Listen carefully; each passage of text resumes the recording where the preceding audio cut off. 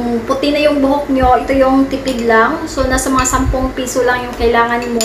Para ka na din nagpakulay ng buhok mo dito pag ito yung gagamitin mo. So, yan, makikita nyo dito sa buhok ko. Mahaba na siya. Tapos, share ko sa inyo kung meron kang problema ngayon sa nalalagas na buhok or kung meron kang mga puting buhok ngayon, ito yung solusyon na pwede nyong i-try. So, naggamit ko na to before and gagamitin ko siya ulit pala kasi nalalagas yung buhok ko. So, kailangan lang natin dito is Nescafe stick. So, ito mo lang itong ibuhos lahat. And then, kaya mga cream silk na conditioner. So, isang sachet din kung isang Nescafe stick yung gagamitin nyo. And ito yung ihalo natin dito sa coffee. So, ibubuhos lang natin to. Yung paghaluin natin dahil ito yung gagamitin natin para ipahid dun sa nalalagas na buhok. So, yan, makikita nyo dito sa buhok ko. Mahaba na siya, kaso nga lang, ang daming nalalagas na naman ng buhok ko.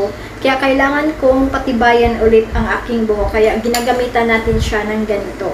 So, sa paggamit nito mga loves, dapat dry pa yung hair nyo. Hindi siya dapat basain pag maglalagay kayo nito.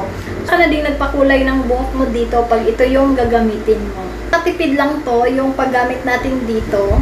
Para ka na din nagpakulay ng buhok nito pag ito yung ginagamit mo. So, ibubuhos mo lang siya, yan. Then, after mo siyang badlawan pala, doon mo makita na sobrang ganda siya sa hair. Solusyon din to sa mga maraming split ends. Halagang 10 piso para na tayo nagpakulay ng ating buhok. Pwedeng matakpan ang puting buhok mo dito sa paggamit ng kape at saka yung conditioner. So, kahit anong conditioner yung gagamitin mo na brand, pwede din na kahit anong coffee ang gagamitin mo dito. So, ibuhos mo lang siya dito sa inyong pinakaani. Kung tinatanong nyo naman kung pwede bang gamitin ang coffee overnight, so, pwede siya, pero make sure lang na pag ginagamit nyo yung coffee overnight, so dapat talaga na meron kayong cover dito sa inyong buhok. Share ko muna sa inyo kasi madalas ito yung mga tanong nyo sa akin kung pwede ba siyang gamitin overnight.